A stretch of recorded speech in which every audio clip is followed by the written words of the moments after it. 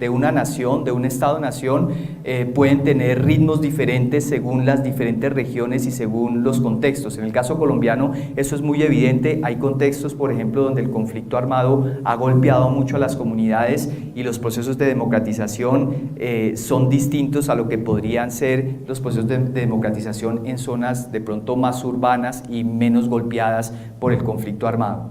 Entonces, el objetivo, ¿cuál era? El objetivo era esencialmente tratar de ver, entrar a estudiar los procesos de democratización, primero por una mirada desde el punto de vista de la acción colectiva y de los movimientos sociales, es decir, de acciones reivindicativas que se dan en el ámbito local con el propósito de reivindicar ciertos derechos. En este caso nos concentramos mucho en derechos de carácter, en reivindicaciones de derechos de carácter étnico-territorial, y trabajamos mucho en el Chocó con comunidades afrocolombianas y en Santa Marta, en la Sierra Nevada de Santa Marta, con comunidades indígenas. Los dos grupos que en Colombia esencialmente reivindican esos derechos étnico-territoriales. Entonces, el intento era tratar de mirar cómo estos grupos, estos colectivos se organizan para plantear esas reivindicaciones, esas demandas en el ámbito local, y lo que queríamos era tratar precisamente de salir un poco de esa mirada únicamente sobre los colectivos y sobre los movimientos sociales que se van generando en el ámbito local, y trascenderla un poco para mirar cómo ellos entraban en articulación con las élites políticas locales, es decir, de qué manera estas iniciativas que se dan, digamos, en el seno de la sociedad, que son emprendidas por una sociedad civil, de qué manera esas iniciativas se articulaban o entraban, si es que lo hacían, en arenas institucionales formales donde se encuentran las élites políticas locales. Y eso nos llevó pues entonces a discutir con nuestros colegas que trabajan en la línea de investigación en institucionalidad y democracia, donde tenemos investigadores que son expertos, por ejemplo, en análisis electorales, y era muy importante tratar de ver precisamente esas élites políticas locales, cómo se iban constituyendo, si venían o no venían de las comunidades, cuál era el diálogo que tenían con esas comunidades, qué tanta resonancia podían tener los derechos reivindicados en este ámbito en las arenas institucionales. Eso es un ejemplo muy concreto de articulación de las dos líneas y que nos ha permitido precisamente circular como investigadores. Entonces voy a rápidamente, como para terminar, a indicarles un poco, a darles algunos ejemplos del trabajo que realizamos en el seno del observatorio, y creo que podría resumirlo en 4 puntos esenciales el trabajo del Observatorio de Redes y Acción Colectiva. Primer punto, la investigación de los fenómenos que queremos observar. Ahorita la decana estaba hablando precisamente sobre el hecho de que un observatorio es precisamente un grupo de investigadores que mantienen un ojo vigilante sobre unos fenómenos, sobre una porción de la realidad social que nos interesa, que creemos que es relevante observar de manera sostenible en el tiempo. Entonces, pues esa observación la hacemos obviamente con nuestro lente de investigadores y con nuestro lente de académicos, y básicamente lo que hacemos es definir como esos sujetos de estudio. En el caso del observatorio, pues trabajamos mucho, como les estaba diciendo, sobre cuestiones de acción colectiva, de movilización social, mucho sobre cuestiones de reivindicaciones de derechos étnico-territoriales. Y ahí hacemos pues nuestra investigación fundamental, es el primer punto. Segundo punto importante, acopio de información. Para observar uno necesita acopiar información, y el acopio de información parece una cosa sencilla, pero en realidad cuando uno lo quiere hacer como seriamente, sistemáticamente, es una tarea bastante ardua que lleva muchísimo tiempo, y sobre todo porque el acopio de información, cuando se trabaja desde la perspectiva del observatorio, ya no es un acopio de información simplemente con el propósito de acopiar información para poder apoyar, digamos, o para poder encontrar un sustento empírico a nuestras investigaciones académicas, sino se trata de acopiar información con el propósito de ponerla al servicio de la sociedad, ¿sí? Y entonces, por ejemplo, nosotros hemos venido en el observatorio trabajando sobre una cuestión que nos parece muy importante, y es hacer, por ejemplo, recopilaciones de artículos de prensa nacional e internacional en los que se hayan tratado los temas relacionados con los objetos de investigación que estamos trabajando, por ejemplo, sobre comunidades afrodescendientes y sobre comunidades indígenas. Es una parte pequeña del acopio de información, porque también estamos haciendo acopio de información, por ejemplo, legislativa, y solamente el acopio de información en términos de prensa, de artículos de prensa, ustedes no se imaginan la cantidad de información que uno puede acopiar. O sea, solamente si ustedes van a una página como El Tiempo y entran a los archivos del Tiempo, ustedes pueden encontrar miles de artículos sobre los temas y arrancan a hacer acopio de información desde el año 90. Ahí hay un problema, en primer lugar, de captura de información, cómo capturar esa información, de cómo sistematizarla y de cómo hacerla visible, digamos, a la sociedad y a los grupos de la sociedad que puedan tener eventualmente un interés en este tipo de información. Eso nos ha implicado, por ejemplo, formular proyectos de investigación dedicados, que hemos llamado proyectos de investigación de modernización tecnológica, en los cuales estamos trabajando, por ejemplo, con ingenieros informáticos para hacer capturas automáticas de información de Internet, capturas automáticas que vamos almacenando en bases de datos textuales. No voy a profundizar mucho en esto, pero si quieren podemos hablar después un poco sobre el asunto. Segundo tema. Tercer tema, la visibilización de nuestra investigación más allá del ámbito académico. Pues ahí hay toda una serie de actividades que pueden ir desde nuestras intervenciones en los medios de comunicación, cuando nos invitan a hablar sobre los temas en los cuales, digamos, hemos ido consolidando una experticia. Ahí hay también un trabajo grande de hacer reconocer y de visibilizar el observatorio y nuestra experticia en la sociedad en general. Intervención en medios de comunicación audiovisuales, escribir escribir en la prensa, ese tipo de cosas. Otro tipo otra forma de visibilización de nuestro trabajo son, por ejemplo, boletines, y en eso todavía estamos, digamos, como un poco cortos en hacer una producción de boletines que sea más o menos regular, porque armar todo esto, y sobre todo entre pocas personas, toma bastante tiempo. Entonces es una tarea, digamos, que hemos ido dejando un poco a un lado.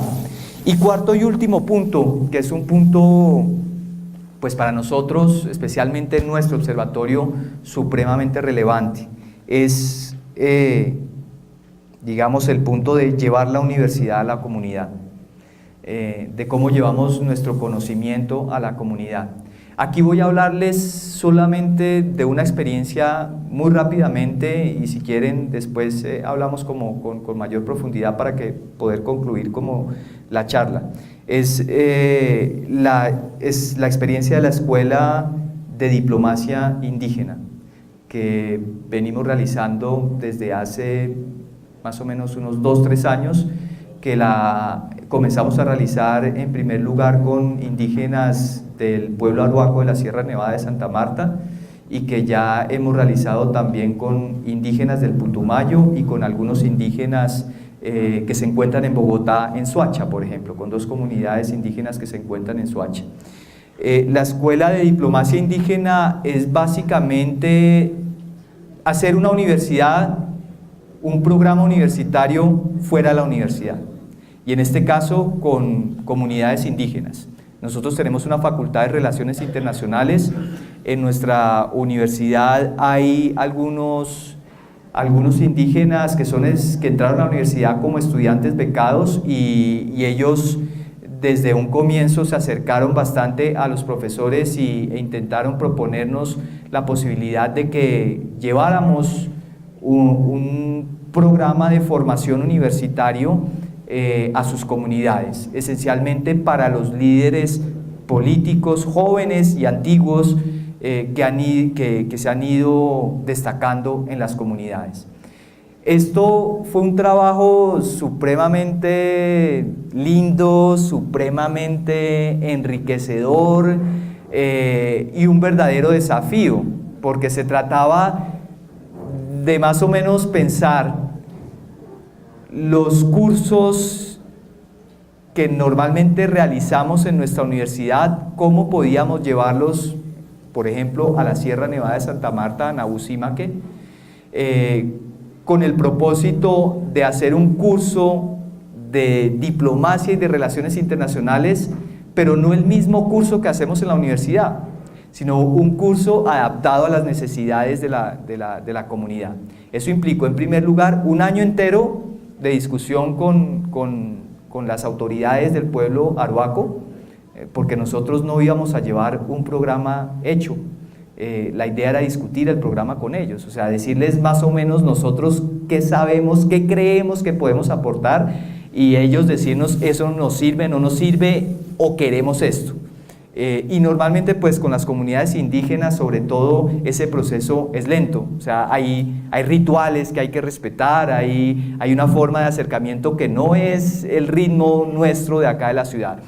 Pero fue muy rico y llevamos, yo quería traerles un video que realizó uno de los estudiantes arhuacos que está trabajando con nosotros sobre esa escuela de diplomacia indígena. Desafortunadamente no lo pude traer porque es muy bonito, la experiencia fue increíble.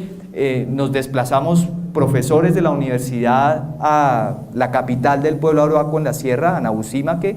Hicimos nuestro programa durante 6 meses, 4 idas, de cada una de las idas más o menos de 2 semanas con diferentes profesores. Las clases las dimos en el cabildo de Nabucímaque, y hubo también una particularidad que para nosotros ha sido pues una experiencia supremamente interesante e importante, y es que no solamente íbamos a hacer un programa de formación y de docencia, la idea era tratar de vincular eso a un trabajo de investigación, pero queríamos tratar de repensar la manera como normalmente nosotros hacemos investigación, especialmente cuando trabajamos con comunidades como las comunidades indígenas. Entonces, ustedes saben que normalmente los indígenas se quejan mucho de que los antropólogos van, los observan, los entrevistan, los miran y después se van y no saben, ¿sí? Entonces, lo que decidimos fue no hacer eso, decidimos fue proponerles en primer lugar que hiciéramos un trabajo de investigación, que ellos nos dijeran cuál podría ser el tema que les parecía interesante. Ellos decidieron trabajar sobre un acontecimiento que para los arhuacos fue muy importante, que fue la expulsión de la misión capuchina en los años 70, y querían hacer un proceso de reactivación de memoria histórica sobre ese proceso de la expulsión de los capuchinos que estaban instalados desde principios del siglo XX ahí. Entonces definimos ese tema, y sobre esa base lo que nosotros hicimos fue, dentro de los cursos de formación, explicarles cómo es que normalmente los antropólogos y los sociólogos hacen trabajo de investigación, qué es lo que hacen cuando van allá, explicarles las técnicas de investigación, para que ellos mismos pudieran realizar con nosotros el trabajo de investigación. Eso desembocó en un libro que publicamos hace más o menos un año. En el libro escribieron ellos y escribimos nosotros junto con ellos. En términos, o sea, realmente la experiencia fue bastante interesante, y creo que para nosotros nos ha llevado como a repensar y a reevaluar muchas cuestiones, digamos, metodológicas en términos de la investigación. Esos son como los 4 puntos, yo diría, para concluir y ya concluir en cuestión de un minuto.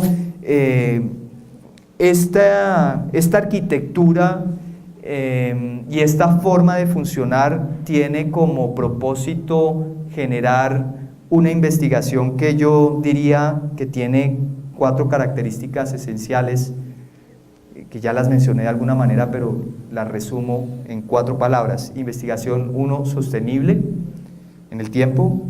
2, investigación dinámica, porque implica un esfuerzo por tener una mirada sobre nuestros temas de estudio interdisciplinaria, discutiendo con colegas que tienen formaciones muy distintas. 3, una investigación actualizada, que tiene en cuenta un poco la evolución de los fenómenos. Y 4, una investigación relevante, no solamente académica, sino socialmente. Entonces yo concluiría ahí y les agradezco mucho su atención.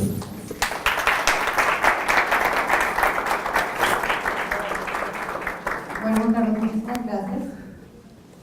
Queremos invitar a la mesa a Víctor Luna y a David Moreno para que nos hablen acerca del observatorio que tiene la Universidad Minuto de Dios y que estamos planeando dentro del área de contexto.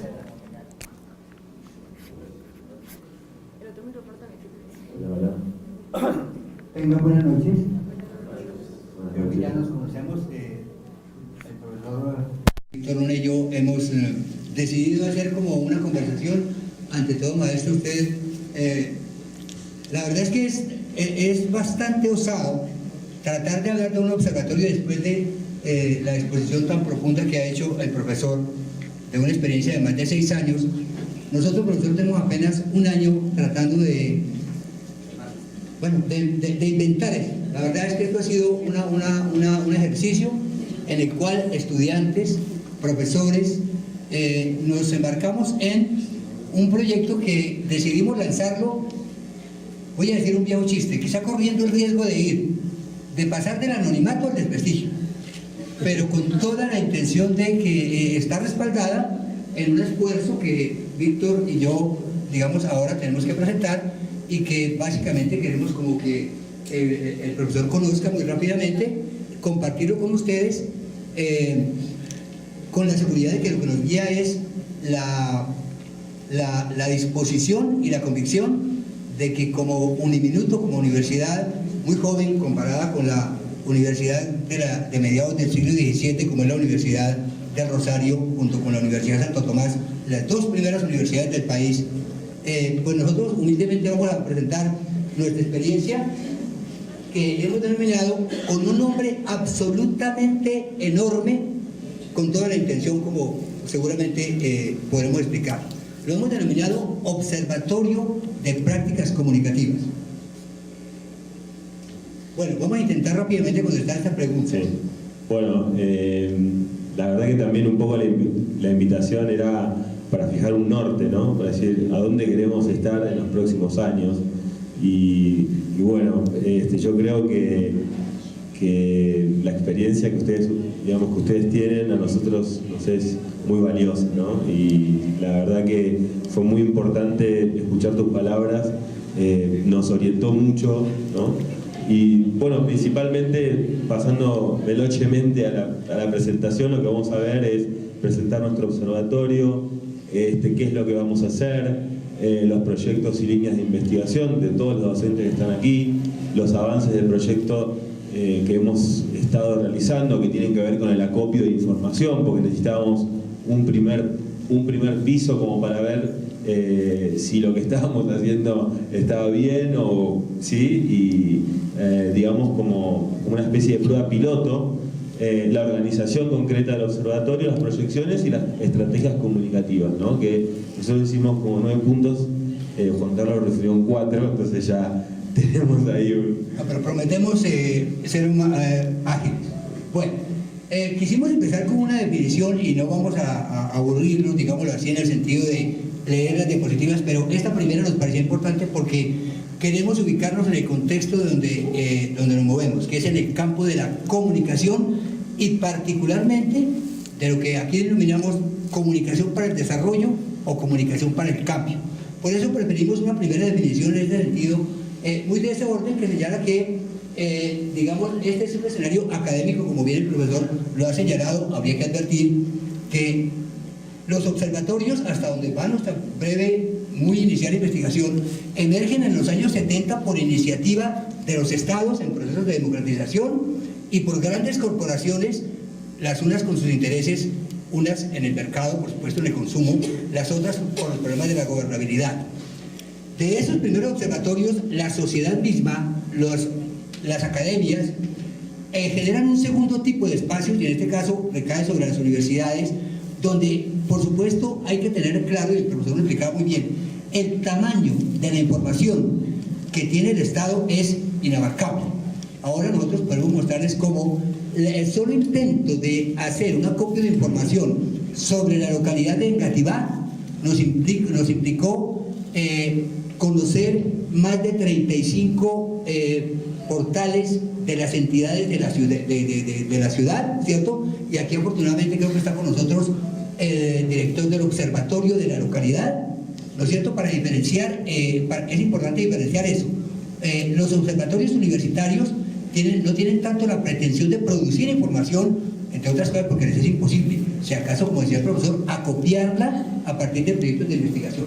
Pero entonces decíamos que estas prácticas comunicativas, como denominamos, las entendemos como espacios de interacción entre sujetos en los que se generan procesos de producción de sentido, eso para hablar desde la comunicación. Este fue un ejercicio que empezamos con el profesor Víctor, con el profesor Javier, por iniciativa de Javier, y entonces los profesores empezamos a trabajar sobre cómo lograr articular algo que nosotros en nuestra área tenemos un poco, digamos, estaba muy desarticulado: el proceso de investigación, el proceso de docencia y el proceso de investigación. Sí, bueno, citando un docente conocido del área que dice siempre que lo más difícil fue ponernos de acuerdo.